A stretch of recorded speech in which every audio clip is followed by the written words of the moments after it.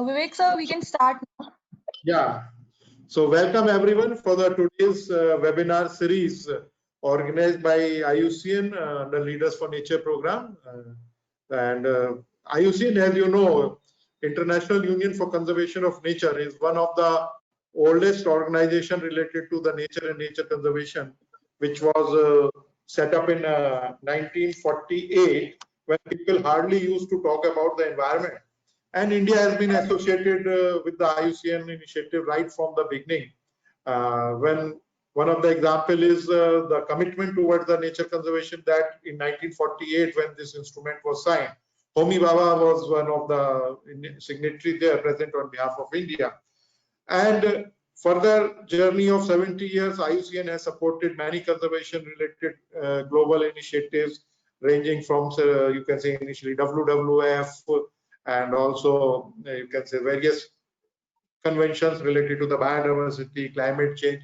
They are in the background, and now the post 2020 biodiversity framework, which is very much needed now, and also with the COVID challenges, number of new challenges are. And it is the oldest as well as the largest conservation network, and having the, I think, the only environment organization having, you can say, advisory observer status with the United Nations. And it has a unique hybrid type of organization in which the national governments are also as the members, as the state members. Then there are institutional members. Then you have a IUCN Commission members. So this network in India itself is about 40 organizational members, and more than 800 we have IUCN Commission members. And globally, IUCN has more than 1,100 institutional members and more than 15,000 Commission members. Now, coming further to today's topic of the webinar series, which we are organizing under the broader theme, why conservation will be fundamental to tourism-based livelihoods post-COVID-19. So, as we know that the tourism has a large potential of generating the livelihoods with various linkages, and suddenly with the COVID, all this comes to an end. And somehow this COVID pandemic somehow is rooted with you can say disruption of the nature, disruption of the you can say degradation and destruction of the natural habitat of species, and there is always a threat.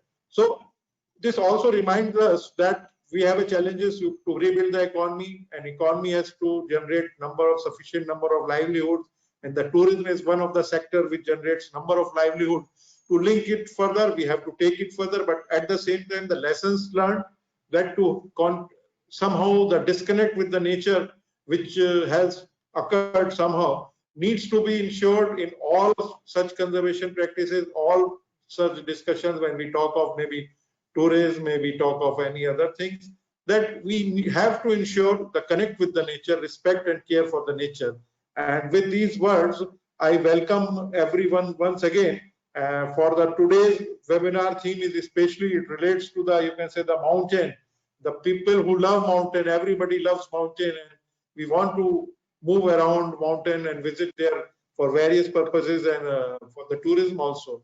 But that mountain tourism also, as you can say, we have generates large carbon footprints and also has a potential of degradation, type of degradation. So we have to ensure that even the nature lovers who go for the mountain tourism, so they have to be conscious about the nature. They have to ensure when they go to mountains, maybe for the trekking or anything, they have to respect for the nature, the carrying capacity and other, these are the issues. So we have an eminent number of experts here for the today's webinar, calling the conscious mountaineers.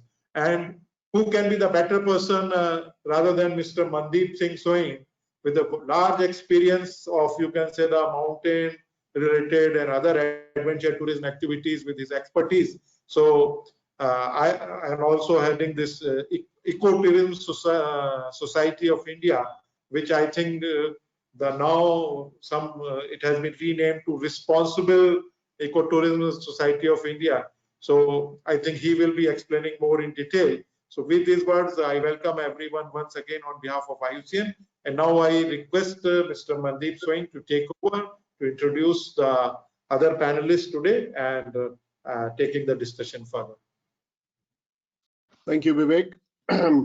Yeah, it's a great pleasure to be with the IUCN once again. We had a very lively sort of a discussion a few weeks ago on specifically ecotourism, and I'm glad you all haven't left the topic so fast, and we are exploring newer landscapes here. And with me, of course, are some great speakers who come from different walks of life, so that the sum of the parts is hopefully going to be greater than the whole in terms of the suggestions.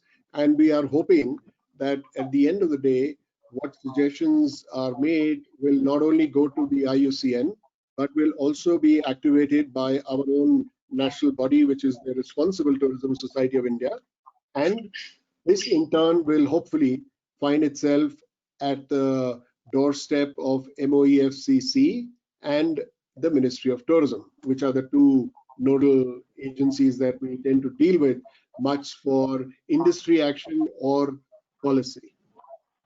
So let me first introduce Parth Joshi, who is, as I discovered, working with the MOEFCC on a very interesting project called Secure Himalaya.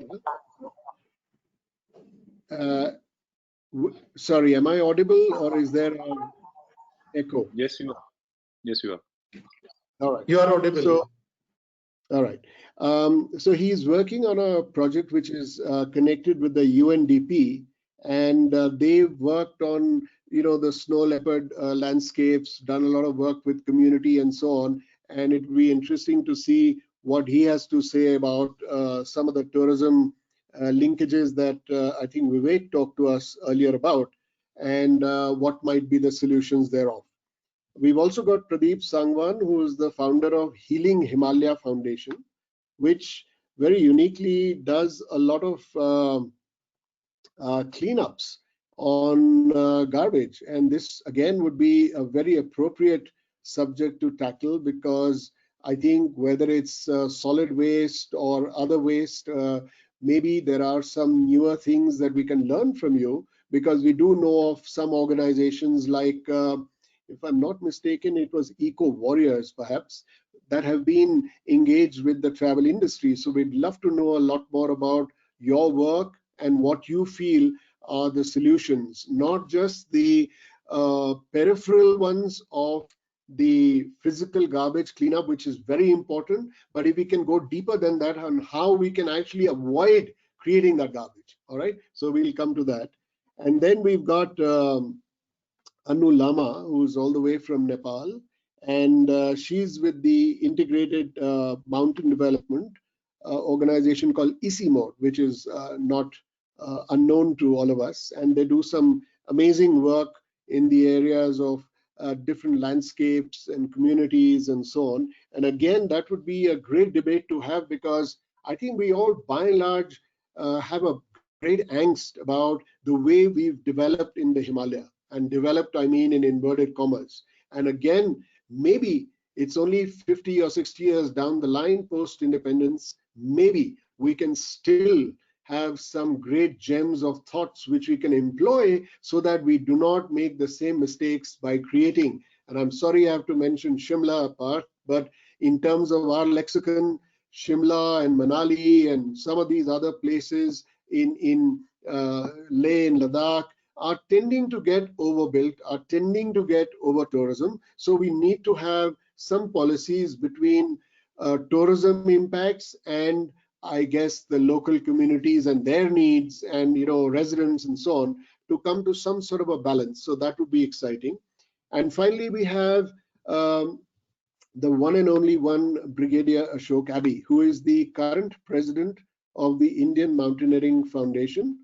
Happens to be a retired brigadier, but the most active person. I've known him for several years, and he has climbed Everest and a host of other 8,000 meter, 7,000 meter peaks. But more importantly, he has also been the president of the Himalayan Club, and therefore his sensibilities are oriented towards not just the physical climbing of mountains, but taking into account all the other issues that surround the Himalaya, that surround the communities, and indeed surround the good practices of going on expeditions and treks. So with that panel introduction, and of course we all know Dr. Saxena, so we're going to launch into our first question, which is very uniquely poised post-COVID, that with the mountain ecosystems already under stress with other issues of climate change, of tourism pressures, given COVID, how do we actually balance the central question of the need for us to gain tourism into remote communities and into the hill stations and into different parts of the Himalayan landscape, and yet make sure that we do not end up inadvertently spreading the virus, which would be absolutely irresponsible and a death knell for that destination as well, not only to talk about the angst of the local people and the medical facilities and so on. So the industry is actually caught in a bind. So I think that kind of hits the center of our discussions on how do we proceed and how do you see. So maybe we can roll it off with Parth, if you take this on, please.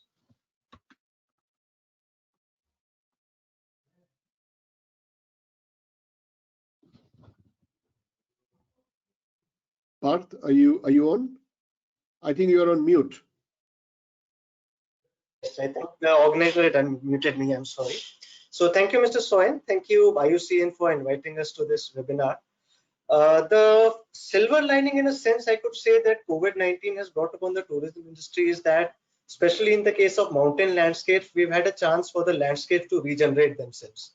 And of course, we've had many instances of wildlife being observed in areas where it was not seen for many years, and water and air has become much more cleaner. So as we revive the tourism sector, there should be an onus on not losing what we have regained during these past 2-3 months. Having said that, reviving the sector is also important, and getting the economic advantages to people remains a key issue for policymakers as well as businesses. Having said that, I think the initial foray that we could make into is we could try to make our product more premium. We'll obviously have to control the number of visitors that are coming into the mountain landscapes. In terms of mountaineering, it is already a very well regulated industry, but when we come to soft adventure, we come to soft trekking activities, that is where we'll have to look at culling some of the numbers. But having said that, we should not compromise on the economic value that we had been generating for so long, because a lot of livelihoods depend upon these businesses. So the industry, the sector could make a conscious effort to enhance the product. I mean, for instance, if we take a trekking option, we need to combine trekking with, say, nature-based tourism as well. Instead of having 2 separate products, combine it into one product, make it a premium product that the consumer will be willing to pay for. And so having done that, you will ensure that with the lesser number of tourists, you're able to deliver the same economic value as we were doing during the pre-pandemic period. And for that, I think working with the local communities will be very important, because a lot of the local communities will be wary of outsiders coming into their own environment after this pandemic issue. So talking to them, making them confident, ensuring that proper safety mechanisms are ensured, that will be those will be some of the key points that we'll need to ensure if we are to revive tourism post the lockdown. Great. Now, Bart, that is excellent. Good points there. And one of the key ones I can see is not only do we have to upgrade the product, but we also have to do what was brought out in our last webinar, that we need to encourage the state governments and the industry to come together to do carrying capacity studies. It is a proposal that our national body has already put out, that unless we don't do that, perhaps it's not a great way forward, and this pause might actually allow us. I think there will be also some amount of angst among the industry that are used to selling the mountain product quite cheap, and when you sell it too cheap, unfortunately you do not keep the profit or the money or the budget for doing safety or environmental cleanups. So perhaps the learning here, and we can certainly make this as a recommendation, is not to undersell the adventure product, which is what I've always been an advocate of personally, that we must give good value to the people, but at the same time protect our environments. Great. So can we move on to Pradeep? Any thoughts on specifically the garbage angle?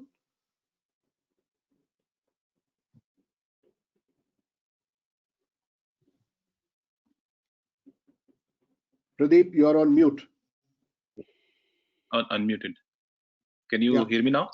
Okay. Yes. So my work majorly the taking care of the byproduct of tourism. Most of the time it's solid waste, and so far what I've seen is that in terms of any destination, most of the time the destination don't sell itself. Mass tourism take control of the destination most of the time. That's what I've seen.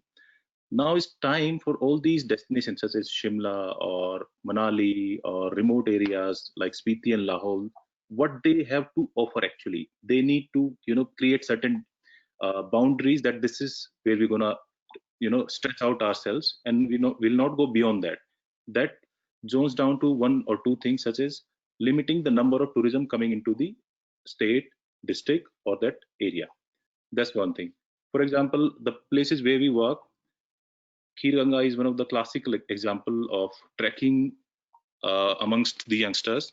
And most of the time, what I see is every long weekend, Khirganga witnesses around 5,000 to 6,000 trekkers, and Khirganga is not ready for that. So now, what happens because of that? There is a certain give and take relationship. Demand arises, and local communities jump on the opportunity to provide that kind of facility. Hurting the local ecology, the environment in the nearby areas. So that's where they need to put a stop towards it, and local communities need to understand that this is our area. We need to revive our dying belongingness, and then create a certain value for the local environment, and then sell it out in a way so that the trekkers or the tourists who are coming in, they don't exploit it beyond a limit, and local communities are there to put a stop to it. And last year, what we did in one of the trekking trails, that Khirganga that I'm talking about, is we started, checking what people taking towards that Khirganga top, what kind of garbage they are taking, chips packet, plastic bottles, if they are getting it back or not. But we couldn't sustain it for a long time because we were looking out for help from forest departments, tourism departments, because they are the people who can penalize trekkers and travelers, or they can also motivate local communities. As an individual, what we did is we started collecting garbage from those trails because of the heavy influx of tourism in those areas. And now finally, after 4 or 5 years working with the local communities, now we are aligned with the thought process that yes, this is our area, we need to revive it in a very sensible manner if we want to sustain it for a long term. So working with the local communities, making them realize the USP of the destination, and then selling it out in that ways, not what the tourism or the trekkers who are coming in, what their demands are. So this is one of the takes that I would like to suggest, or all the listeners, that they can take it from here. Perfect. Pradeep, I'm actually shocked to hear that we have as much as 5,000 to 6,000 trekkers going up to Khirganga. I mean, that is actually appalling. And I think I can see Ashok in a state of shock as well. And I'm sure many of us in the travel industry or tourism networks probably do not realize where this little Frankenstein of a trekking monster has gone to, because what we used to think is great for character development, what we used to think is great for people to go out in nature and love nature, I think we are killing it with our love, is obviously what is coming through. So thank you for pointing that out. And the only silver lining I will give here is that we have a national body called the Adventure Tour Operators Association of India, which is also trying to develop something what is popular in Nepal. And I would like to ask Anu after this. They have what is called the TIMS model, which is where trekkers at the entry point actually register yourself. And that way you can get to know how many people have actually gone into the trek. So that helps in two reasons. One, the carrying capacity, and B, God forbid, if there is an accident and the person has not returned, then there is a potential issue, and then mountain rescue and other issues kick in. So wonderful. So can I quickly take it to Anu and say that out of your experience with ICIMOD based in Nepal, where I know in a lot of areas you actually handle a far greater number of tourists than in India in certain adventure destinations. Yet, and I know that you had a problem about 15, 20 years ago when Annapurna came into stress, but then you were able to rectify it. What are the learnings that you've had, in this context, which you could share with us and the listeners?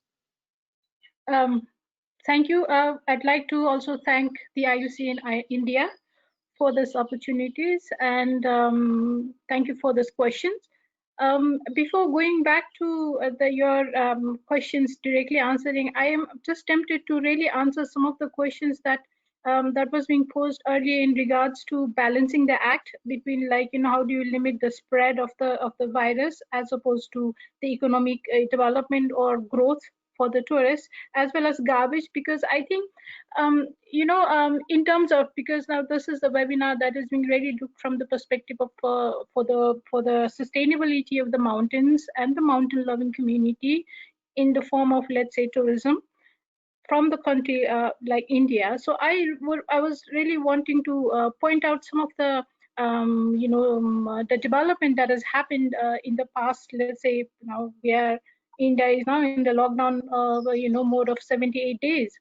So in this time, we are all aware that millions of jobs have been lost, the businesses have been come to a standstill, and so it's quite obvious that like how the Pradeep was saying, like the inter-district the mobility has now started, and slowly the government is planning to really revive the tourism economy by focusing on domestic tourism.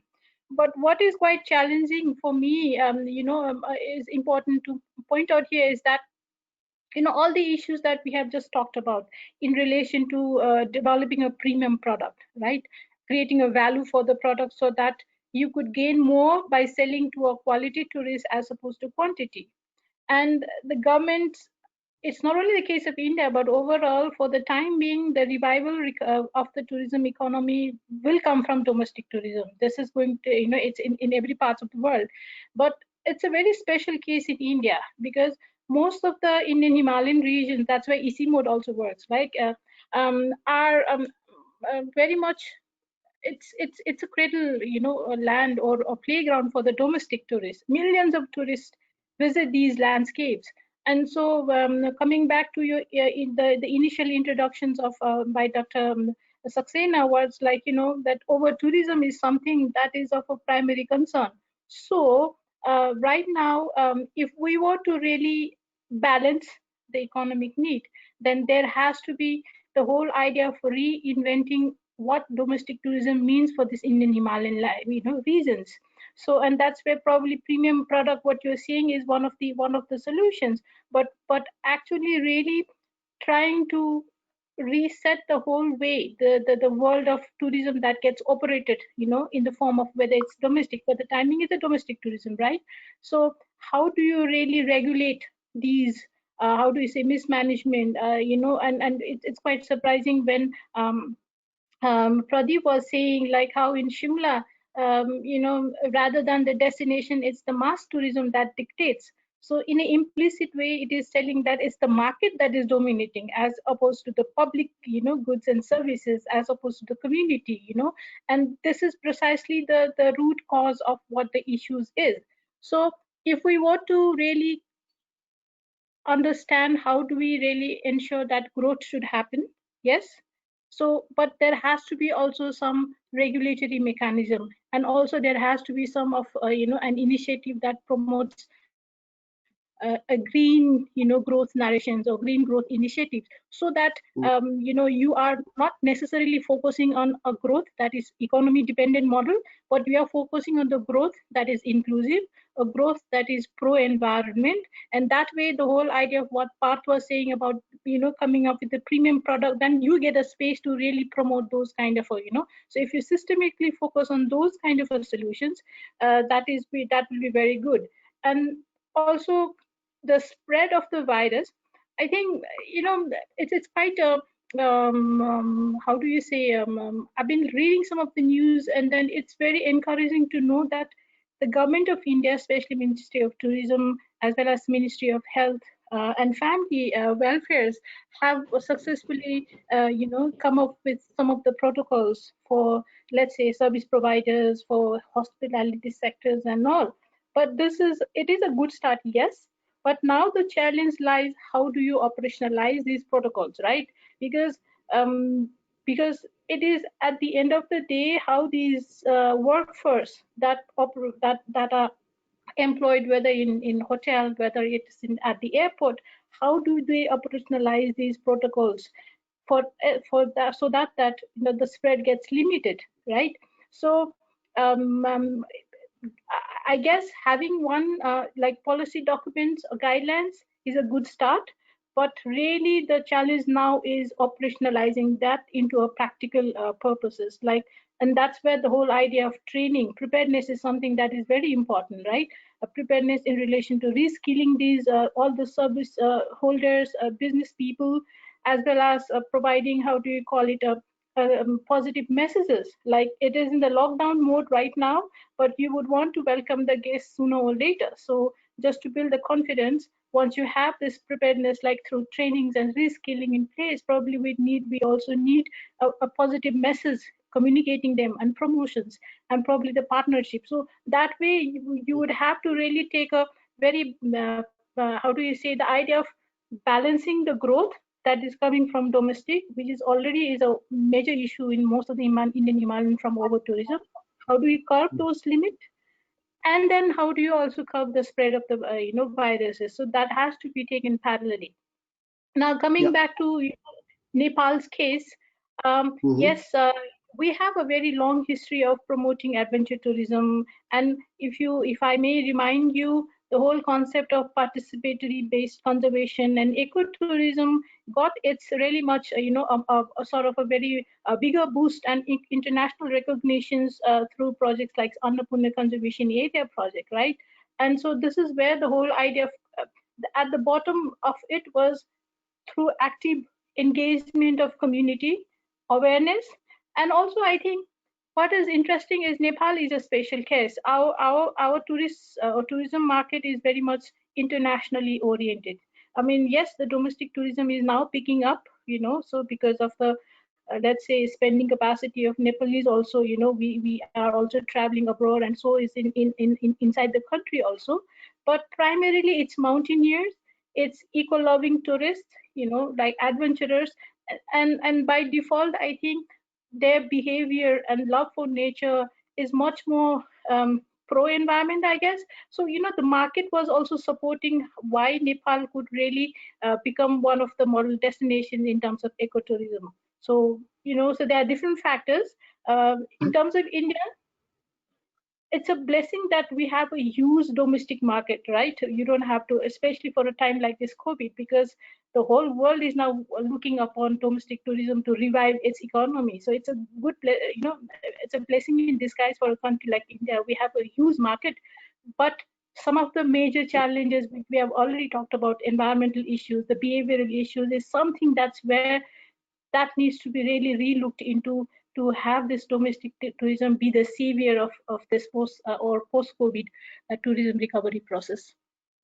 Thank you. Yeah, thank you, Anu. Yeah, I think you're right that, broadly, I think the concerns of over-tourism or skilling or XYZ in that scope is what I think some of the industry and the government needs to sit together. And although you're right, the protocols are out, but I don't think we have very, very specialist protocols for specific activities. In fact, on a webinar held by our Adventure Association in India, we talked about taking out protocols for every different adventure activity. So if it's trekking or it's rafting or it's climbing or it's horseback riding or whatever, unless we don't have those specific protocols, I think one size fits all can't really work in a general sense.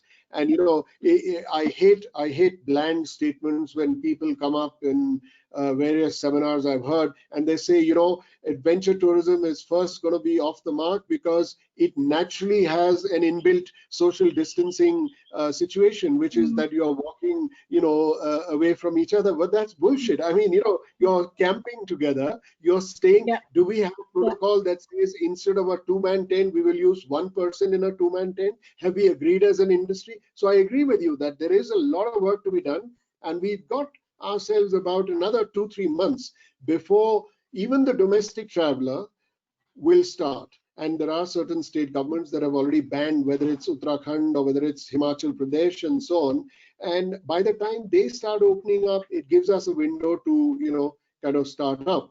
So let me quickly, because this is the overarching question that we've had, let me ask Ashok about his thoughts on just in terms of, you know, all what you've heard, and if you want to, you know, make any comment on any comment so far, or how you perceive the mountaineering community, which, as someone said very rightly, is much more regulated. You have a liaison officer, you can control the amount of garbage, you can ensure certain things happening as good practices.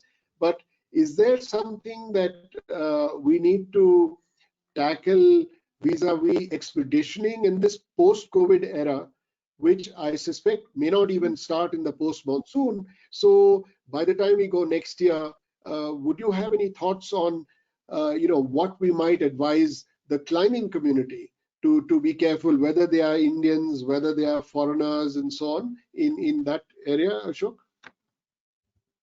Okay, very well. Before I begin, I would just like to thank the IUCN for getting me here and to share some of my thoughts with you, and also wonderful to be part of this lovely panel.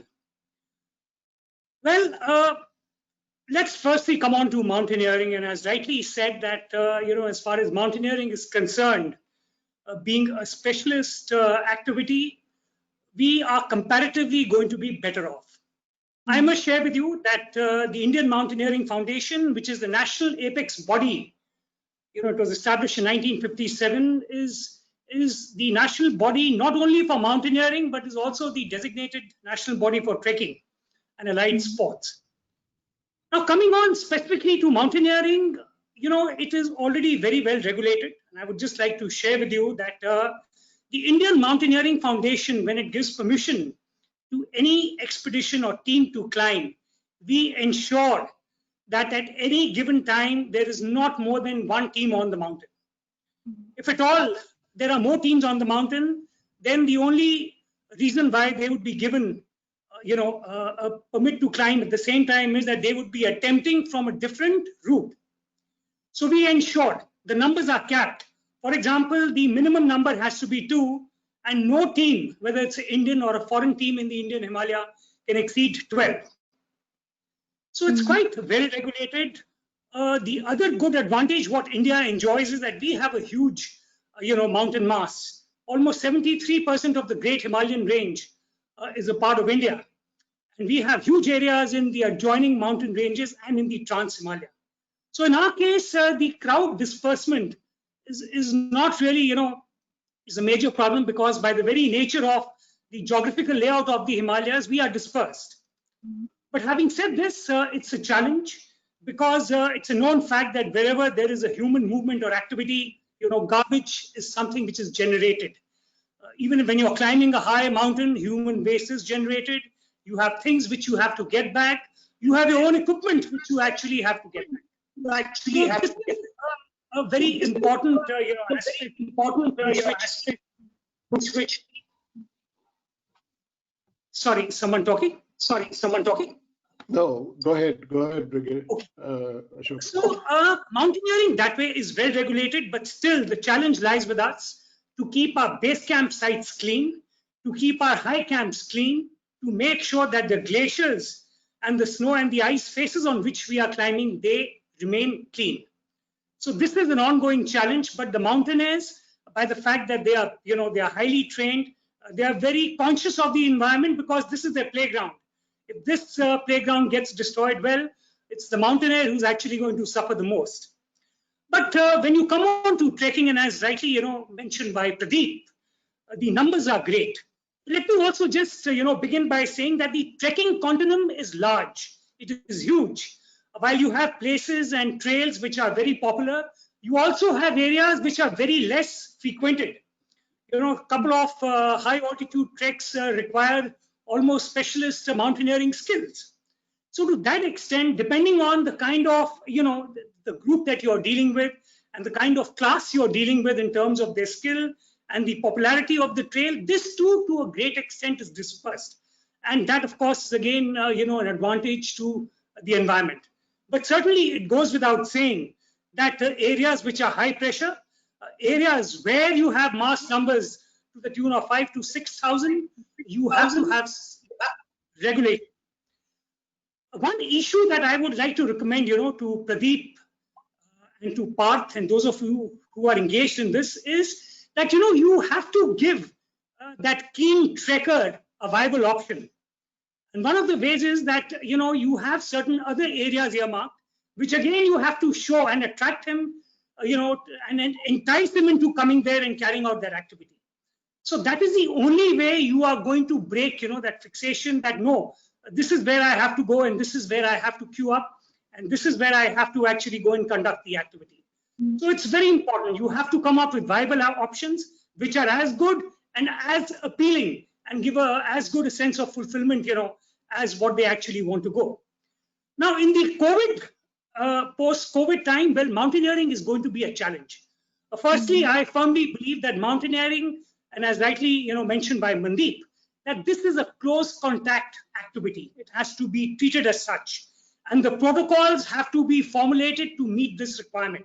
You live together, you eat together, you have to use the same toilet, you have to dine together.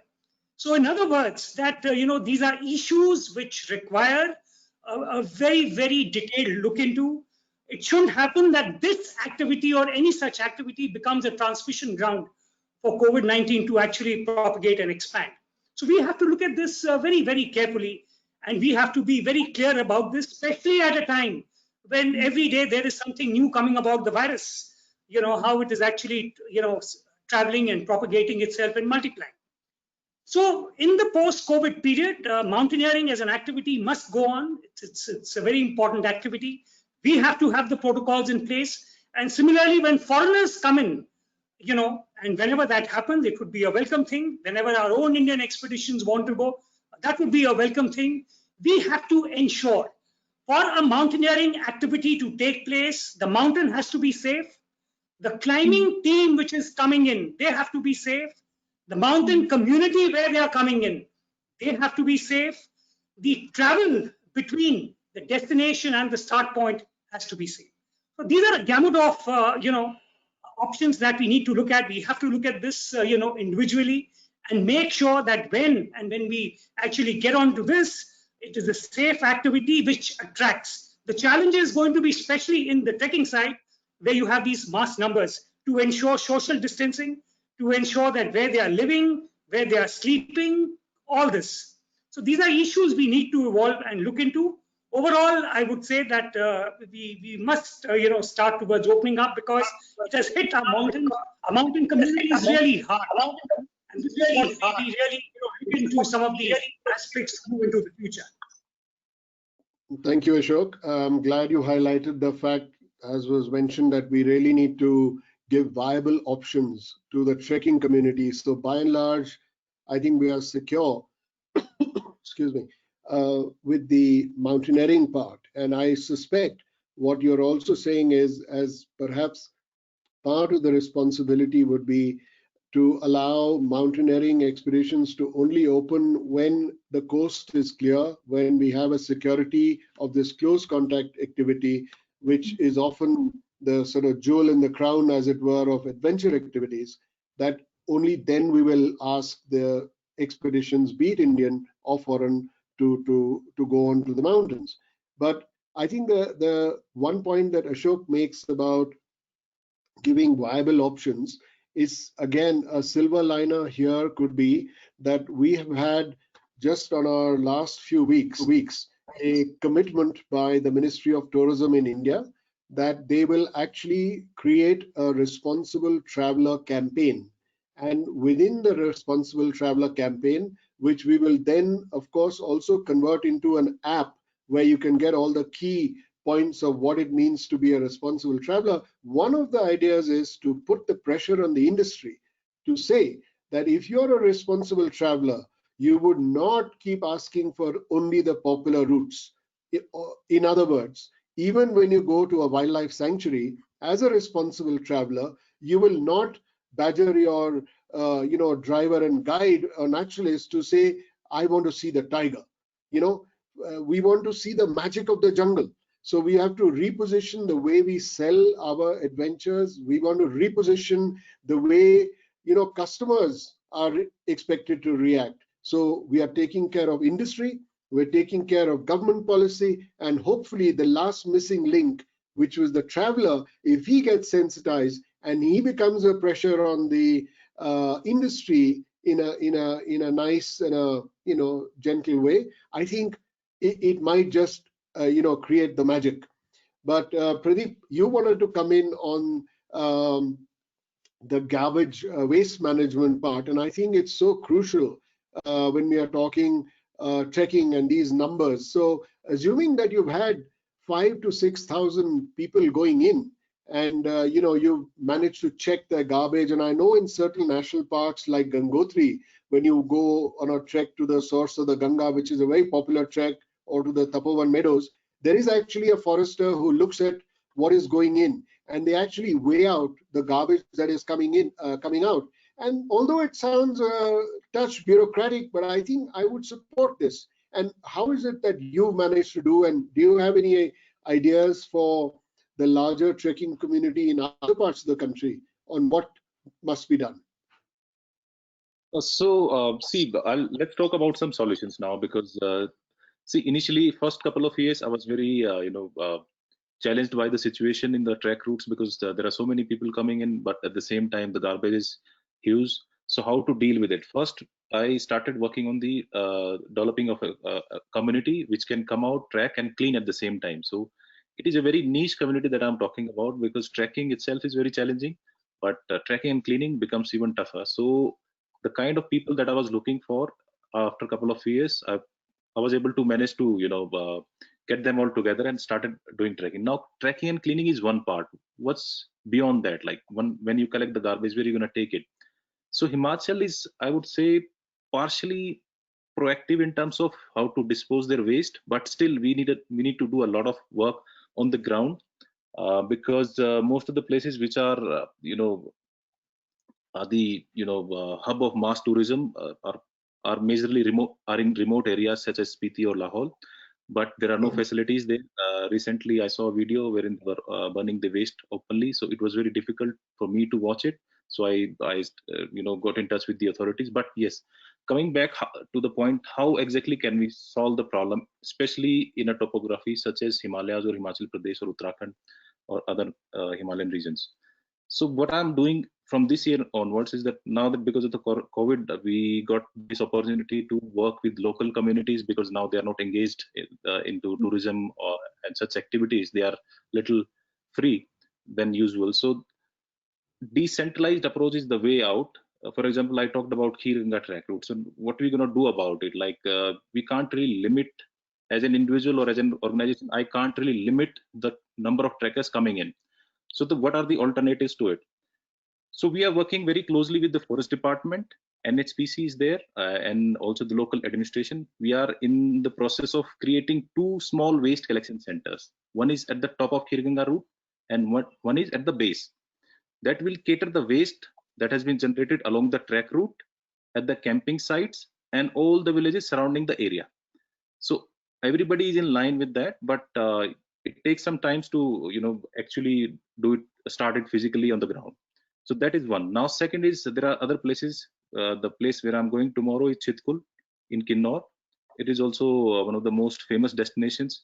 So now the panchayat is aligned with the thought process that we have, and we are building a small waste collection center there. We're going to keep the garbage there, compress it, and then we'll sell it off to the state government itself. Now the state government, one of the departments who's taking care of the solid waste is Department of Environment, Science and Technology. They came up with the policy last year that we'll buy waste from all the rag pickers, and all the households who want to sell off their single-use plastic, MLP, multi-layer packaging, or PET bottles. So they'll pay 75 rupees per kg for the waste. But they were a bit skeptical. They were like scared also whether everybody starts selling their garbage to them, how we're gonna pay them. So initially they were they started only with the households and the reg pickers. Now I also talked to them, and they said that if you're gonna make these waste collection centers MRF, or you can call them MRF also, material recovery facility. So we'll buy your waste from you and we'll pay for that. So in that payment, my transportation cost from those remote areas to the nearest facility such as Shimla, that will be taken care, and the guy who's gonna be our local champion to take care of the waste facility, it will be a very small scale, but at least we need 1 or 2 people who can be there for 24/7. So this is one of the decentralized approach. Instead of going for the large scale solutions such as Shimla currently have a 300 ton capacity of waste to energy plant, but it's not very functional to be true. Partially it is functional. Sometimes they face a lot of challenges because waste is not segregated. So now in these remote areas where tourism is very heavy, then influx is very heavy, we're going to collect all the MLP, single-use plastic, multi-layer packaging plastic, PET bottles, segregate them, compress them, and then send it to the state government. And then we can sustain this movement. And then we're going to come up with these waste collection centers with various districts, such as next year, I'm going to do it in Lahore as well. And Khirganga is one of the trek routes. GHNP, Great Himalayan National Park, is also in line. I've been in touch with the conservator there, and now Kinnaur. So these are multiple locations. Now we will set this precedent, and there are many organizations who can follow the same. State government is also came out with the same policy, rural development especially.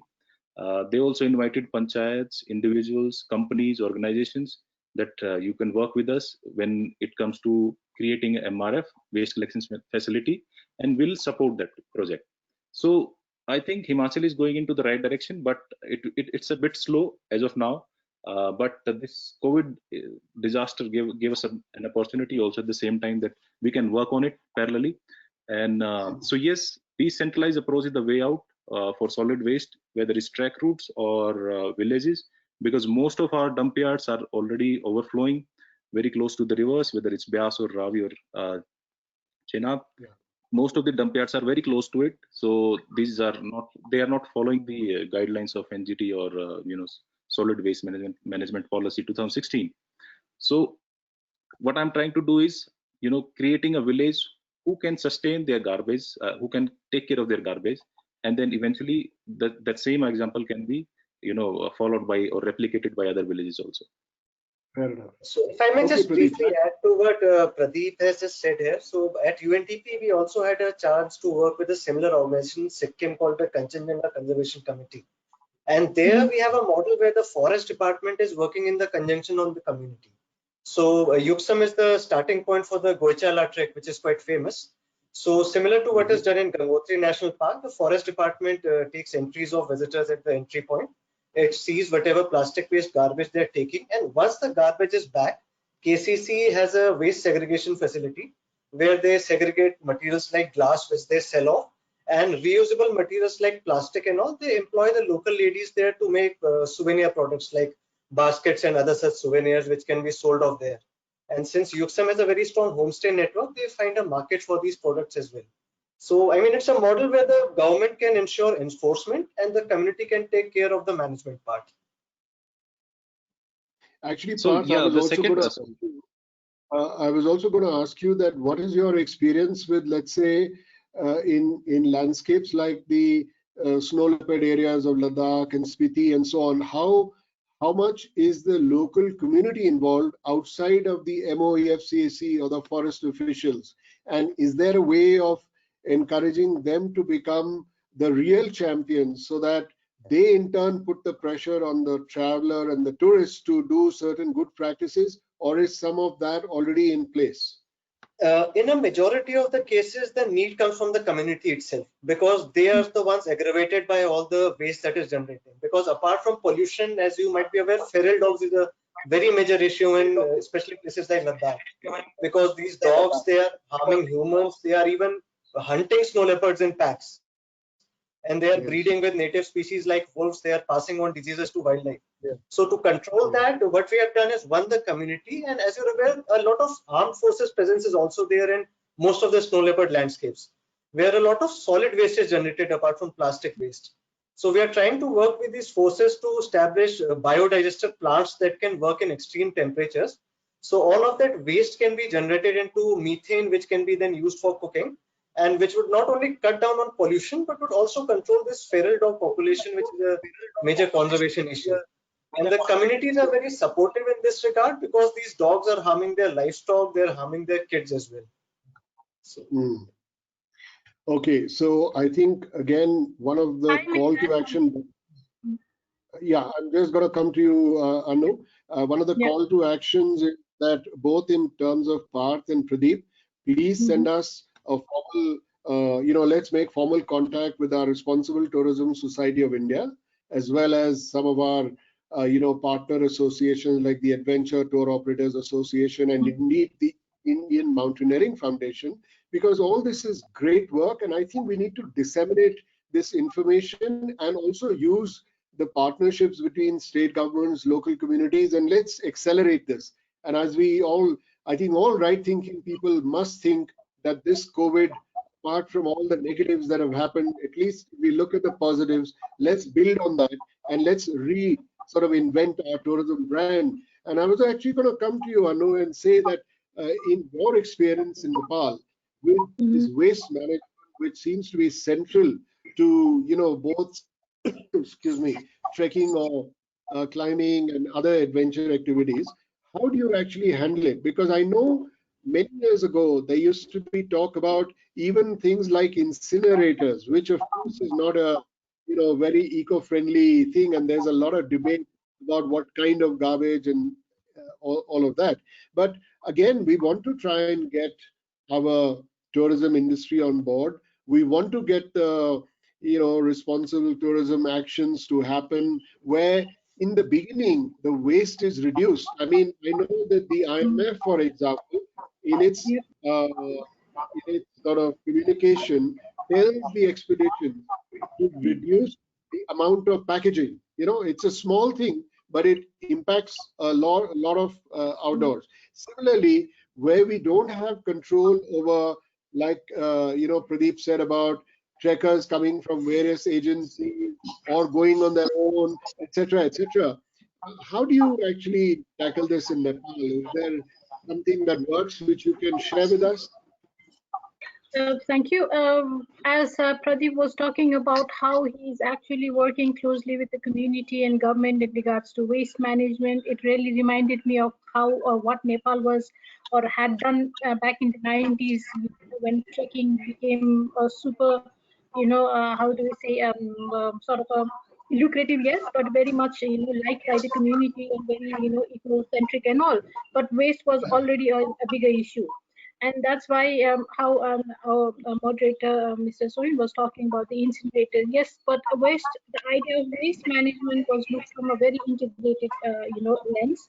Yes, there are, how do you say, disposing them responsibly in relation to like garbage in and garbage out, like the practice of what UPSOM is doing is also something what Nepal has done. So this whole landscape is actually, each landscape is learning from one another. And in terms of Nepal, obviously back in the 90s, the integrated waste management concept was being introduced, so that when it comes to, let's say, and you have to understand the kind of trekking and mountaineering that used to happen also, right? Because back then it used to be kind of an organized, right? There are not so many independent trekkers. Like, I mean, in terms of mountaineering, it is still the case. It has to be an organized and all. But right now, the whole market and the model of doing trekking it's also changed. But what also really made easy back then was because it was organized. They had guides with them, and there were checkposts. Like there was this policy in place, like what you are taking in some of the restricted areas, you had to report how many, what kind of how many canned food or plastic packaged food you are taking, and you have to deposit some the money, so that it is a security. If you're not bringing back, then that money goes on to really utilizing for managing or collecting waste and all.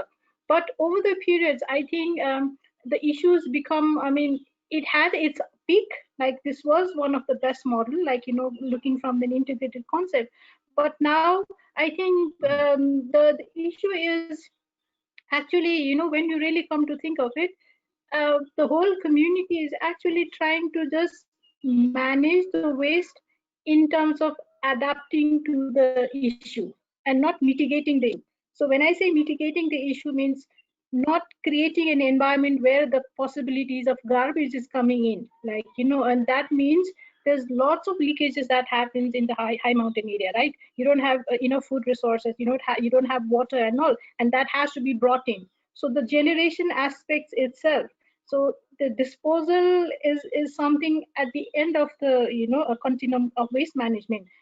The way and the idea of really controlling that, there's limited waste enters the mountain areas, and that's when the whole concept of thinking about promoting localized food, promoting I am like I can give an example of Annapurna once again. They have the safe drinking water stations where at every pit stop of a trekking destination, this called Annapurna circuit, you have 17 different pit stop where you could literally refill the water, the spring water, and that's the purest form of natural water that you could get, purer than probably the bottled water, right? So the tourists are encouraged to refill those, and these are managed by women, like the mothers group. So they, in a way, it's the more women are empowered and they are taking charge of income generating activities, and it's also about creating a sense of ownership. So those kind of practices, because in a condition where you have to drink water, in high altitude you need to drink water to really recharge yourself, right? So it's not that you say, okay, don't drink enough water because waste, you'll drink bottle, but you need to find sustainable solutions. And probably the safe drinking water station is something that has been a blessings in disguise. So I think and that is where probably this COVID is just a backdrop, but maybe the whole way of we look at the world of waste has to be also re-looked into. So not just focusing on how do you dispose it effectively, but how can we curb not to have the waste. So probably promoting local food, encouraging some sustainable ways, promoting pure water, all these technologies, and probably even this concept of waste to wealth, all these new ideas. I think it's high time that the industry has to really restart and thinking along the line of how do you really look into the issues of waste. I'm glad that Parth and Pradeep has given the deep down, the deeper analysis of how the waste can be managed. But I'm talking about the broader way of looking at it, right? As a whole, as a system, as a whole, like discourage production itself at the production level, and then once you have lesser waste, then you have lesser problem to dispose. I think Vivek wants to come in. Yeah. Thank you, and really very enlightened discussion on various issues. Especially, I would like to just ask Anu, because last year we saw that you can say number of accident or incidents during that tracking, and somehow what are the you can say new initiatives needs to be taken for sustainable, you can say, mountain tourism, because sometimes what we see that the various type of, you can say, tourist operators, they somehow are managed to get large number of the permits on the same route, and somehow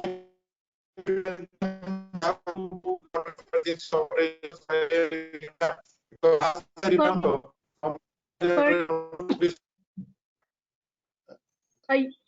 I can't hear you properly. I think Vivek, we lost you for half a minute or so.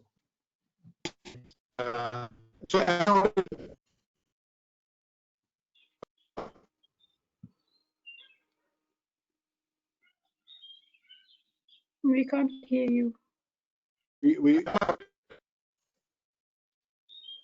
no, should we? No, Vivek, you're not audible. Hello. Yeah, give it one more shot. Otherwise, we'll come back to you. Yeah. So, Anu, am I audible? Yeah. So I just wanted to highlight, because now this COVID is one of the challenge. Even otherwise, I think when we talk of the carrying capacity or the sustainability of the tourism without harming the nature and all. So last year or last 2-3 years, during these months, we used to see large number of incidents in which the tourist operators somehow used to manage number of, you can say, tourist permits, and on the same trekking route, beyond the carrying capacity, large number of tourists, they get stranded. Then we have to ensure a number of rescue operations. So COVID is one of the, you can say, new issue. But at the same time, I think we need to look into when we talk of the mountain or adventure tourism, because they go with lot of, you can say, courage, and lot of they have passion for the mountain tourism. So at the same time, in the policy framework or the governance framework, we need to have ensure that the carrying capacity aspect for the sustainability of the tourism, as well as because if the same area, large number of tourists are passing through the same thing, so they cause, you can say, their footprint itself is much harmful to the mountains. So I think these issues, I think how you are thinking that they need to be addressed. Thank you. Again, I think more or less the answer would be same kind of like the thinking I was sharing in regards to how do you manage waste, right? The waste is also because of too much. There are too many wastes, being piled up in the mountain. Yeah. And same thing with the permit and too many people. There's over tourism, or overselling of destination and things like that. And I guess, and that is why probably this is a hard nut to crack. But probably, this is also like how Mr. Soin keeps on saying, the silver lining, and this is probably, the kind of a shock that has been created across the industry at the supply chain and at the business level and at the job level.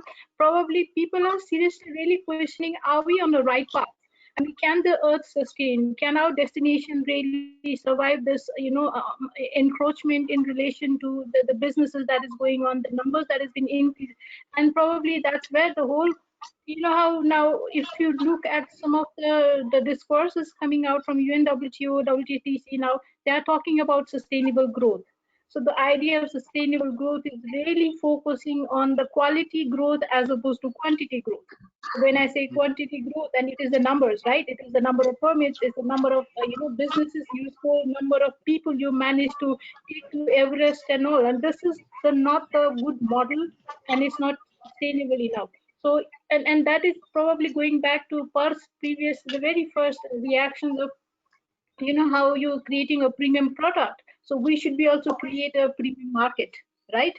Not necessarily focusing on too many, like, if you are able to earn equal or even more money, your business, by selling, permits or packages to 100, quality tourists, as opposed to 500, you would better doing 100, right? So this whole narrations of promoting, quality growth is something is becoming major, debate, and it's going to, I think, become bigger. And this is the way when people are talking about, it's time to rethink and reset the industry, it's also relook at how the model as such is really being, promoted, whether in the form of, mountaineering, trekking, hospitalities, and all.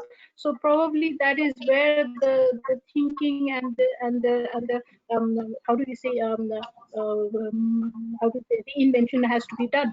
Otherwise, you see now, this is never going to end. Like, I mean, the carrying capacity. Why bother about carrying capacity if you can really limit? Like, it seems like, why think about going to creating incinerators, garbage bin, and all? If you can, at the very outset, try to minimize what might come. It's a very challenging thing, yes, because since the 90s we've allowed the open market system to roll on. Like, there are many businesses that is dependent on tourism, and for a mountain community like Ladakh, let's say, almost 54% of its local GDP comes from tourism. So this is the primary source of livelihood for the mountain community. So it is a challenging thing, but on a hindsight, if you look from a longer term perspective, it's not sustainable. And so if it's now, if we don't do it now, then it's going to be too late. Thank you. Thank you. Thank you, Anup. And I think that Mandeep, was, you can also take some questions if you have any. From the I think audience. we've got one question, but before I go to that, let me throw one more silver lining at you, Anu, because the tourism industry, at least in India and certainly in a few other countries, they have used the model of the Global Sustainable Tourism Criteria, which is called the GSTC. And on that, we have come out with a guideline for the accommodation and the tour operator segment, and it is called the Sustainable Tourism Criteria of India. The only downside to this is that it is still a voluntary thing. So we are hoping with the Ministry of Tourism that basically if those people who take on the certification will become the blue-eyed boys for customers to use them. So we want to create that carrot, which is a very good carrot. And if people go towards that, then obviously they'll generate business and naturally their impact will be less. Now, let me give you a golden lining. Now, as an industry within the Adventure One, and this is globally I'm talking of, a lot of countries have taken a pledge to limit the single-use plastic, which is a big menace. That must be like the 80% of the pyramid on the garbage scale, perhaps. We are now telling every customer to bring their own water flask and use it as a refill right through the trip. And by just that one action, you will have millions of water bottles saved, right? So, there is some hope still to do things right. Coming back to the question that somebody has posed, and that comes towards, there was already questions about, in the post-COVID area, will people need to bring their own cutlery? What will be the behavioral change? What are the elements? And then somebody has asked that if the Ministry of Tourism and indeed the IMF is going to open out climbing and trekking, what are the increase in these activities in remote locations? What will be the effect and what will be the management systems in place? So some of it has been answered, but perhaps you could hold forth again. Maybe you want to go first, Ashok, and then Pradeep and Parth can have a shot. Yeah, you are not audible. Ashok, audible. Okay, can you hear me now? Yeah. Yes. Okay, before I answer your question, let me just come back to what Pradeep and what Anu was just. You see, as far as garbage collection is concerned, and like I said, this is not going to go away, no matter what you bring in. The local communities have to be involved in a major way. And unless they become stakeholders in the kind of remuneration or the economic benefits which are going to be reaped out of people coming into that area, until they don't understand as to why this is important for them to survive, you're going to have a situation where the garbage is going to pile up. So local communities involvement and actually they're playing a major role, as good a role or a more important role than even the forest department is very important because they are the community and the stakeholders who are most affected. So they have to be on board everything at the regulatory points, at places where garbage is being collected.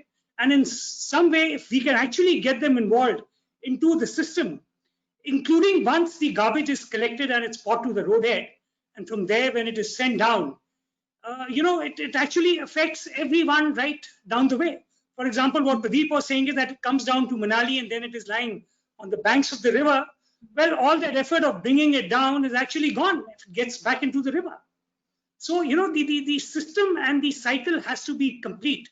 As we say, the supply chain management from where it's coming and where it's finally going to go. So I think this is something we need to look at it very critically. And even here, if the local communities could be involved in some way where it is economically viable and beneficial for them, I think, well, it just might see the light of day. Now, coming on to the remote areas where, mountaineering is going to, open up and go, well, obviously, most of the Himalayan peaks, depending on if you're climbing a 5,000, 6,000 or a 7,000, are in the remote areas and they are off the normal trails. So this is very important that when activity resumes here, it resumes with complete safety. And like I said in the beginning, the area which is being opened, of course, has to be opened. Otherwise, there would actually be no activity. The climbers who are actually coming in, and those who are coming from outside India or from within our country, they have to be healthy. How are we going to ensure that the journey the hills up to the roadhead and beyond is actually safe? The local communities, for example, the mountain communities, and you are aware that what has happened with this migration, that the upper reaches of Uttaranchal state, etc., but the migrants are coming back, and rightly so, they've come back to their homes. So things have changed. So the protocols have to be completely in place. They have to be adhered to. And the word which you used in the beginning, Mandy, responsible tourism, on part of the team, on part of the people who are actually conducting them. This has to be there. Like I said, the protocols per se, that what should be the distance, how should the equipment be used? You're climbing on a rope and you're, say, opening a route. How are you going to be actually spaced out? You have only place for one tent and there are 2 of you, 3 of you. Is it really going to work? So these are practical things which we will have to really look into to make the activity safe. But it goes without saying that the mountain communities must be safe. Under no circumstances should anything be transmitted to them or even transmitted to the climbers back to them. So by far and large, if we can get this protocol right, the people going in, whether it be their testing or whatever the state government wants to do, but it is something we have to look in it at a very, very, in a very, very close way. And more importantly, is going to be the challenge of the implementation. It has to be accepted by everyone. The adventure tour operators, the teams itself which are coming, and the people and the local communities who are going to support the expedition. So this is something which requires a concerted effort on part of everyone. And it's only then that we will be able to conduct, this activity in a safe manner. And hopefully we will become one of the best destinations to actually mountaineering, because we have a huge area. We don't have that crowding of areas, completely dispersed. Himachal has its own charm. Uttarakhand has its own areas of climbing which are fascinating. Similarly, Ladakh, J&K, Sikkim, Arunachal, you name it and we have it. But like I said, we have to move out, we have to diversify, we have to give options, and we have to ensure that the protocols which once formed are completely followed in all earnestness. Perfect. No, Ashok, I think we all, in various capacities of organization, we always know that the real challenge lies in implementation. We can all ideate with some great ideas, but how do we take a fraction of that idea and make it happen on the ground is really a mark of success. So I'm sure with even this panel and with IUCN at its hub, and IUCN is doing a MOU with our Responsible Tourism Society. So given all the wonderful resources, the thoughts, we really need to take some elements and try and take this opportunity to actualize it on the ground. And to that extent, I suddenly had a googly at you, which is, as president of IMF, I know that we send a lot of cleanup expeditions to certain areas that get degraded by the pressure of expeditions. Now, would you think, when you have people like Pradeep Sangwan and a few others who have organizations who are specialized in cleanups, would it not be more efficient to involve them in the cleanup sort of expeditions from beginning to finish, which means in first sensitizing what goes in and then taking care of what goes out in a proper manner? Because even with our expeditions, sometimes the people get garbage all the way back to Delhi, and sometimes depending on the strength of the team and the quality of transport, or if they're taking an air flight, they'll leave it at the base town or whatever. So it just came to me as a thought that you've got these wonderful situations happening, and like you rightly said, if they are also in contact with the local community, would that be an opportunity for us to do a bit of a game changer in how we control our waste or how we dispose of our waste in the future? Let me firstly just begin by answering that it's great to see that we have people like Pradeep who are working in this field. And certainly as far as the Indian Mountaineering Foundation is concerned, we will get in touch with him. And the idea is, because this is a national effort, we are all affected by it, and this is our country, and we are all duty bound to do our best. So the IMF will certainly be reaching out to them. And we at the IMF have a very good and a very effective, a mountain conservation and a Swachh Bharat Abhiyan committee, where we are looking at all this. And every year the IMF launches expeditions in conjunction with a lot of these stakeholders, like-minded organizations, and we undertake cleanup expeditions across the Himalaya. So we are going to take on to this, and Pradeep, of course, we will be reaching out to you, and let's see how best we can make our endeavor to clean our mountains more potent and more viable, and that much more efficient. Now, coming on again to the waste management, and like Mandeep said, it's absolutely right, because the very fact that we are launching these expeditions somewhere, there has been a breakthrough, in the past, and also the high pressure areas, which are littered by the trekkers and all. So to my mind, this is going to be an ongoing effort, and our endeavor would be, and that is what the IMF expedition does, that when we go, we ensure that it is not only bought at the roadhead, but we try and bring it as down below as possible. And in all our expeditions, we have employed, men from the local community. Say, for example, if it is Kumaon, then we've involved, our stakeholders there are from Kumaon. Our old IMF members, our old communities who hail from that community. Similarly, Garhwal. And similarly, we look forward to doing it in Ladakh, in Kashmir, and Sikkim. So this is going to be an ongoing thing, and the idea is to bring down all the waste. And the challenge for mountaineering expeditions is essentially to bring down the waste which is generated above base camp. Now, any expedition, and I would like to share this with you, that fills up what I mentioned, the environmental guidelines. If anyone who takes or is given permission by the IMF, he has to ensure that those guidelines are followed. And the liaison officer who goes with a foreign expedition is also the rep of our country who ensures that the foreign expedition adheres to what is being told. So above the base camp, we try and bring down everything, essentially the biodegradable waste, of course, which cannot be, actually got down, but all bio non-degradable, including the mountaineering equipment, which is used for, say, for route fixing, etc. So the endeavor is to bring down everything and perhaps leave nothing but even your footprints. But like I said, it's a challenging, it's a dynamic, situation at times, and because of safety, one has to leave certain things behind. But the idea would be to leave everything clean and to make sure that everything is brought down. And this is what we at the Mountaineering Foundation are endeavoring to do, and we will continue to endeavor to do this. And of course, we would love to do it with organization like yours, where we can make it a much more potent and a more meaningful effort. Excellent. Okay, panel. I have one small submission, if I may. Okay, go ahead. Apart from, so I think this pandemic has also made us realize that biodiversity loss is as critical an issue as, say, climate change or global warming. And for us in the higher altitude regions, monitoring this biodiversity is often a very challenging issue because of the terrain and the weather, of course. So if I just cite in case of snow leopard, in India currently we have no exact estimate of how many snow leopards are there. The range is currently between 400 to 700, but there's no way of knowing how to narrow that range down. So as mountaineers, as high altitude trekkers, we are sometimes one of the few people that actually traverse these landscapes.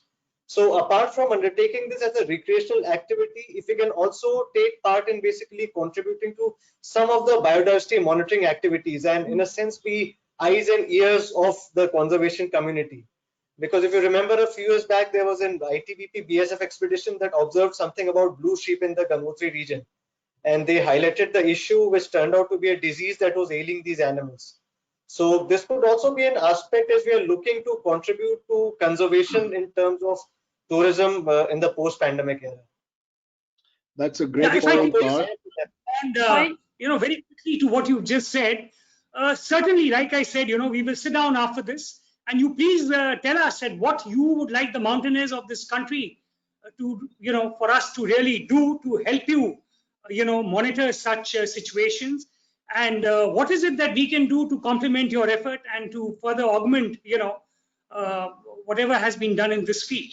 So we will reach out to you, and you please share with us, and we would like to incorporate it in our methodology, because mountaineers do go, to such areas where only they can go, and at times they can observe. So if there is anything particular that you want to be reported, you please let us know, and as part of our methodology, we will incorporate it.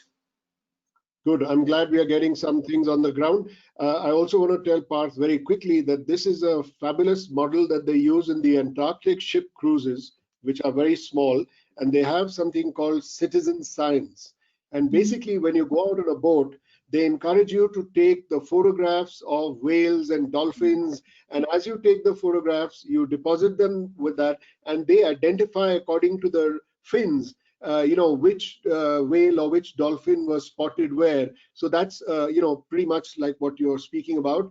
Weather stations have been talked about. So that's a great idea. And Ashok, I'm glad you agree, and we'll follow it up. Now, running short on time. We've got 9 minutes to close the session, and we've got 2 more questions coming up. And I see Anu raising her hand. So can I give you a very quick rejoinder, and then I need to go to 2 questions.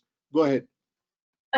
Yes, while Parth was talking about, the biodiversity loss, and I'm glad that it's like coming to full circle, right? When we started this webinar, the very idea was that yes, COVID is now, it is the reason why we're here.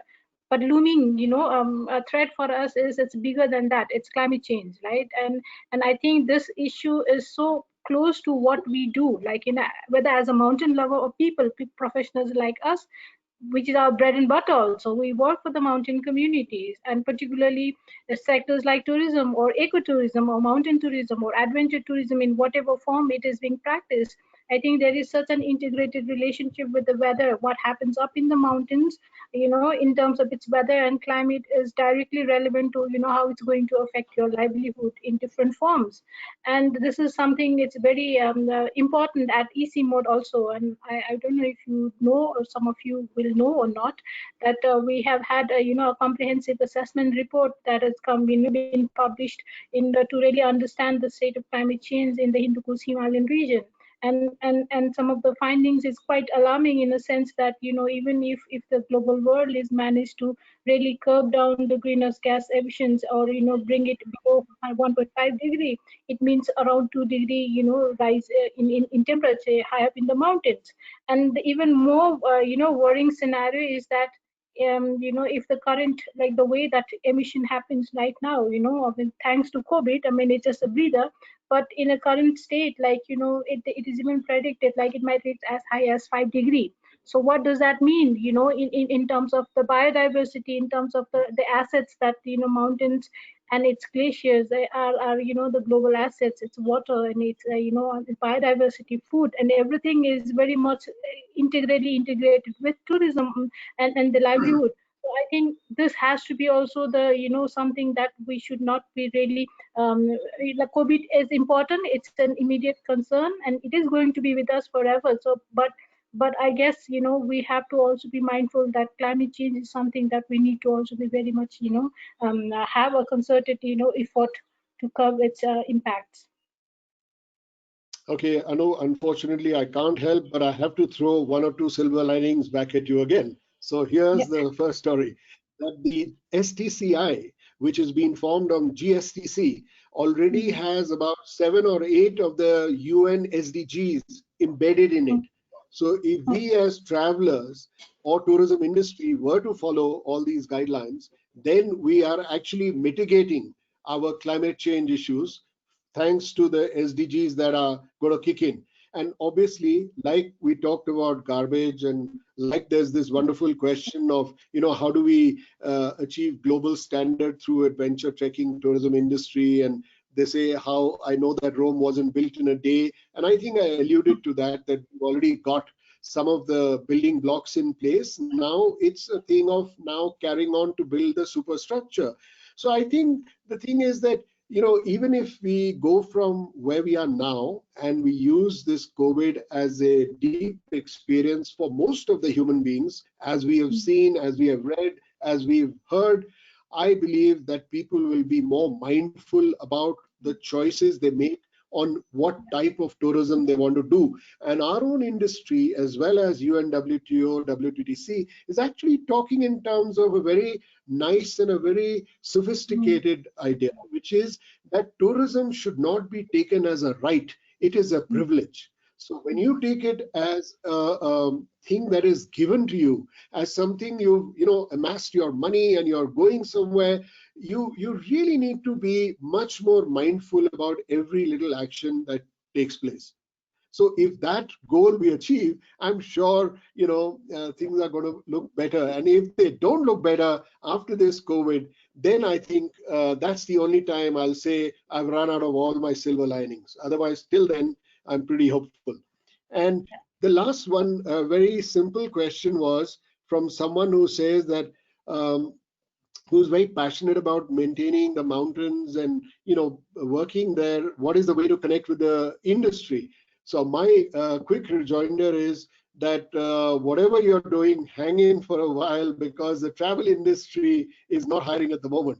In fact, it is sacking people, it is putting people out on leave. So, but I would say it's a very resilient industry. And given a few months down the line, post kind of a, perhaps a vaccine, perhaps things settling down, do come into the fold. And if you're passionate about any aspect of tourism or indeed conservation, then this is the one good spot to be in.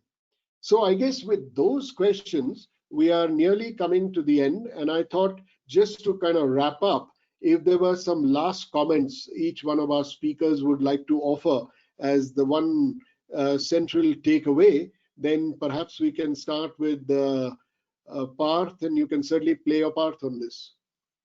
Yes, I just had one small point to make that could be the end point for my part. We should also take this chance as the industry reboots itself to increase participation of women workforce, especially when it comes to trekking, adventure or nature guides. Because what we've observed in rural settings is women are actually the stewards of the ecosystem around them. They access the forests, they go into these wild areas, they collect natural forest produce. So it is time, and over the past 2 decades, we've seen the number of female trekkers and adventure tourists grow quite steadily. So there's a demand for that as well.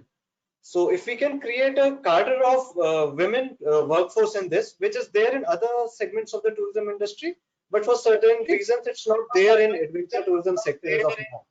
So if we can address that, we address a lot of conservation issues, we address a lot of social issues, and we address a lot of economic issues as well. Thank you. That's a great point. I've made note of that. Over to you, Pradeep. Yeah, I think I agree with you because I've been working with the Mahila Mandal in multiple villages, and they've been playing a very crucial part in terms of maintaining the cleanliness that we do in the trekking trails. So Mahila Mandal is one of the most powerful tools in each and every village of Himachal. And yes, the second is that there are multiple policies that came into picture since last couple of years. One of the most important is EPR, Extended Producer Responsibility. That will play a very crucial role in terms of collecting garbage. So most of the big names such as Hindustan Unilever or Patanjali, who are producing a lot of FMCG products, and most of which ends up into the mountain trails, they are under the pressure of collecting it back now. So there are multiple companies came into picture along with these big companies such as Hindustan Unilever. Such as there is one company, I'll quote an example, is called Recycle, and they are working with multiple MNCs to collect their waste for them, so that they can produce that garbage to the government agencies and showcase that we have collected our garbage through EPR policy. So we can also look into it as an industry, tourism industry, that how we can capitalize on that. That's my take on it, because there are multiple companies that tried and contacted me for the same, and they want my garbage, that whatever I collect, they can I can send it to them. So all the other organizations or individuals can also take part in it. Thank you. That's a great thought. Anu, over to you. Yes, I think I would also be in line with what Pradeep and Parth said, because the gender dimension of tourism that you brought, and I'm glad this topic is also now come up, because at the forefront of whether it's COVID or sustaining the industries like in high mountain areas, whether through homestays, like or through, like I gave an example of Mothers Group, like acting very effectively in promoting community-based tourism, women play a central role, right? And now I really wanted to take the other side of bring the other side of the story. It is the market. Like far too long, I think the whole way of promotions or marketing any products is very much down to just a number, but you are not segmenting it. And even if you're segmenting it, it's just piled up in a report. But how you capitalize that into coming up with an effective marketing tools, so that some kind of a specialized package and products can be created. The reason I'm saying this is it's interesting that if you look at in the past, let's say 5 to 10 years, the market as such, like in relation to solo women travel, like the rise of women traveler in the Indian Himalayan region, or even in Nepal or countries like Bhutan, women travelers are actually is either at par with men traveler or even outperforming the male traveler. So this is a good news for us, because in some way women are empathic traveler, they are more responsible, and I think these are the kind of a market also we need to create to really address some of the issues that COVID has now probably. So I think just reorienting ourselves, how do we look at the market? Let's not just focus on, oh, this year we've received 100,000 people, but let's convert those quantity into quality. Like let's say XYZ number of tourists to this many women traveler, or this many silver generation, like elderly people. I mean, these demography is also increasing in our region. So and they are by far more how do you say, I think we would be able to tap into sort of a high-end market, because they have disposable income. And I'm not really how do you say, discrediting backpackers or adventure lovers, but the world has evolved, right? And so has the tourism industries, right? From the mountaineering, trekking, adventure, this was the prime, at its prime in the early 60s, 70s, 80s, and 90s.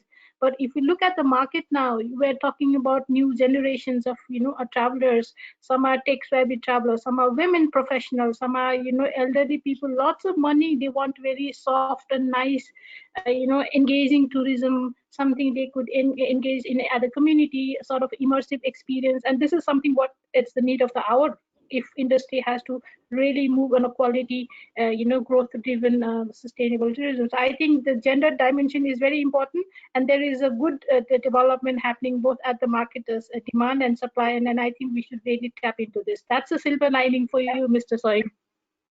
Absolutely, and I couldn't agree with you more. We firmly believe in gender equality, and indeed giving a little leg up to the women, because they've been sort of put behind. Even if you look at the word women, men are in front, and we need to reverse that a little bit. So we are very much part of that equation. And in fact, I want to tell you that 2 years ago, the SAARC Women's Organization held a workshop in Bhutan in which I participated, and it was all about focusing on creating entrepreneurship in the tourism sector amongst women in the SAARC countries. So this was hosted by Bhutan. So some work institutionally is also happening, which is important, and at the same time it needs to happen at the open markets and so on.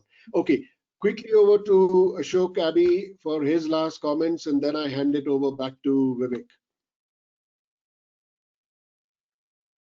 Okay, I would just like to end up by saying that as we come on to a situation where activities in the mountains is going to resume, there is going to be a rush.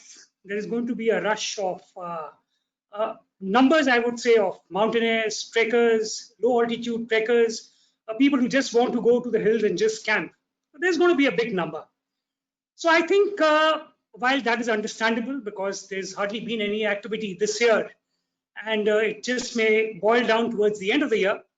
So this is the time when we have to be very careful about our environment, because the sheer numbers, the intention with what they are coming, of course, is to enjoy the environment, So somewhere along the line, we have to ensure that as responsible part of responsibility, as part of responsible conduct by all of us, be it the mountaineer, be it the trekker, be it the tour operator, be it the local community, be it the government, everyone. If there is one thing we shouldn't lose sight of, is the environment. We have to ensure that in spite of everything, our air, our water, and our soil, essentially the mountain and the flora fauna, remain intact, so that this happiness is not only confined to the balance of this year, but actually is there with us to stay and for us to further contribute and to make it rich and add on. So I just hope that we never lose focus of this.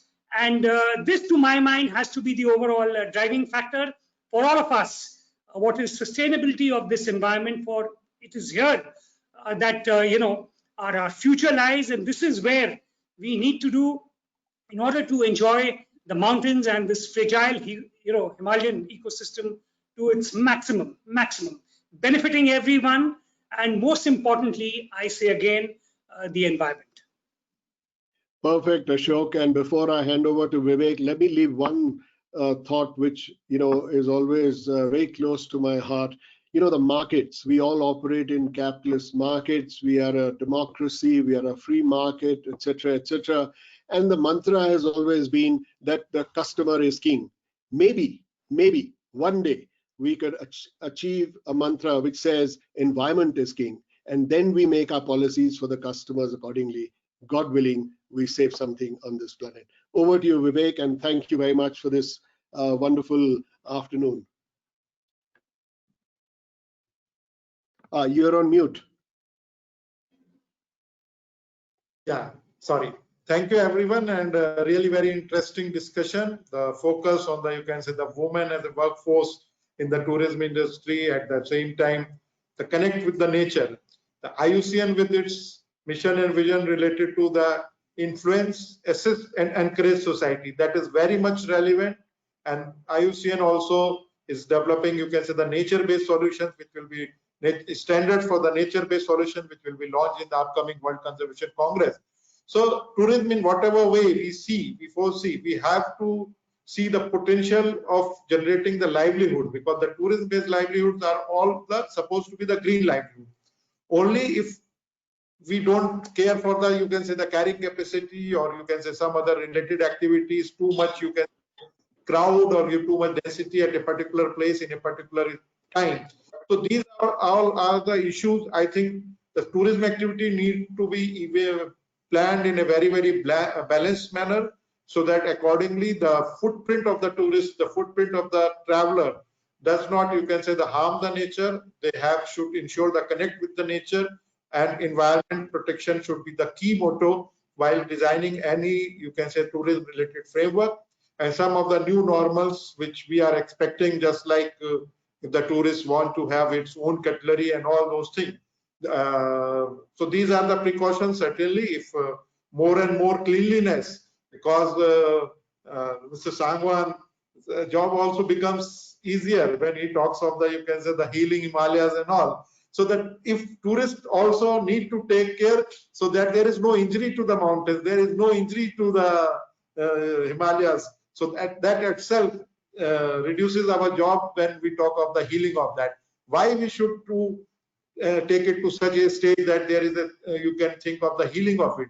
So that from the waste generation, right from your traveler footprint, everything need to be taken built into the tourism framework. And based on this, all this policy framework and the guidelines, they should evolve in the new normals, the post-COVID. I think this is also teaching us a lesson. The tourism, the way we want to see the tourism the way to protect the nature, to see the cleaner air surrounding us, to ensure that the water resources are not polluted, no waste is generated, no pollution is done. So with the minimum, and everyone with the cleanliness drive, I think now the citizens are also aware that what is the benefit of, to maintain all this hygiene and all. So that individual hygiene also need to ensure that maintaining the hygiene of the surrounding. So with these words, I thank you everyone on the panel and all the participants for the patient listening, and the learnings, or you can say the suggestions and the key points are really very, very relevant, and we will certainly summarize it and take it forward at appropriate level. Thank you once again, and we will be holding more and more such type of webinars still in this webinar series. We will inform you, and we would like to be associated with you on all this very important issue for a very, very long time for the discussion, which can guide the further the tourism mission. Thank you very much. Thank you. Thank you. So see you all. Bye-bye. Thanks a lot. Thank you. Yeah, I think Pradeep and Parthav and of course Anu, we will get together. We'll just share our numbers so we'll be able to reach out to you. I think I'll ask IUCN to do that to all of us, and Yeah, we I can. think that would be good. Yes. So then, we can just take it on from here. Yes. Absolutely. Definitely. There's work to do. Yeah. Thank Thank you, you. everyone. Thank you. Thank you, Dr. Thank you Saxena. for the entire IUCN, especially Achal, and the entire IUCN team. They have worked so hard for organizing this webinar. Thank you, team IUCN India. Thank you, sir. You-